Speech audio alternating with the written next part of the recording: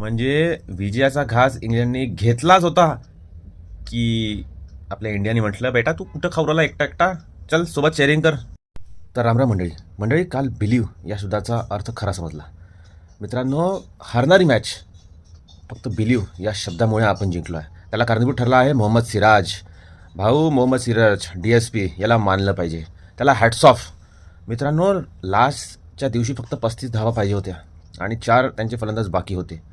35 धावा, तर मला तर वाटलं होतं की यार तिथं इंग्लंड अशीच काढतील आणि 3-1नी ही मालिका जिंकतील.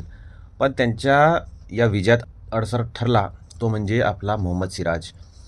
त्यांनी जी गोलंदाजी केली भाऊ, अशी धार होती त्याच्या गोलंदाजीला, जसं तलवारीला धार असते ना तशी धार त्यांनी आपल्या गोलंदाजीला लावली होती. अरे 143 146 अशा स्पीडने तो बॉलिंग करत होता. 30 ओव्हरमध्ये 5 विकेट घेतल्या. म्हणजे आपला मेन बॉलर बुमराह नसतानासुद्धा आपल्या पूर्ण जबाबदारी आपल्या खांद्यावर घेतली. खरंच अद्भुत, अविश्वसनीय आणि अक्षरशः विराट विजय होता तो आपल्यासाठी. 3-1नी मालिका गमावणार होतो, तो आपण 2-2नी मालिका निकालात काढली. याला म्हणतात बेटा गोलंदाजी.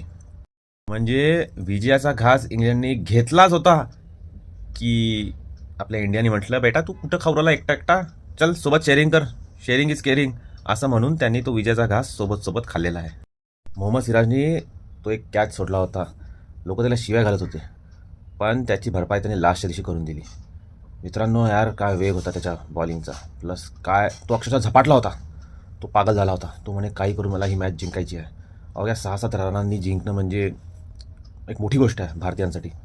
इंग्लंडमध्ये जाऊन त्यांच्या बाउन्सी ग्रीन पिचवर, रिव्हर स्विंग होणाऱ्या पिचवर इंडियानी 2-2मध्ये आणि प्लस मोठे मोठे खिलाडी आपल्याकडे नसताना, स्टार खेळाडू आपल्याकडे उपलब्ध नसताना मॅच बरोबरीत ड्रॉ करणं, जिंकणं ही मोठीच लाजवाब गोष्ट आहे. प्रसिद्ध कृष्ण याचंही तेवढंच कॉन्ट्रीब्युशन आहे. म्हणजे मोहम्मद सिराज तिकडे गोलंदाजी करत असताना त्याला त्यांनी बरोबर साथ दिली. आकाशदीपनी फलंदाजीमध्ये यावेळेस ती आपली कसर भरून काढली गोलंदाजीची.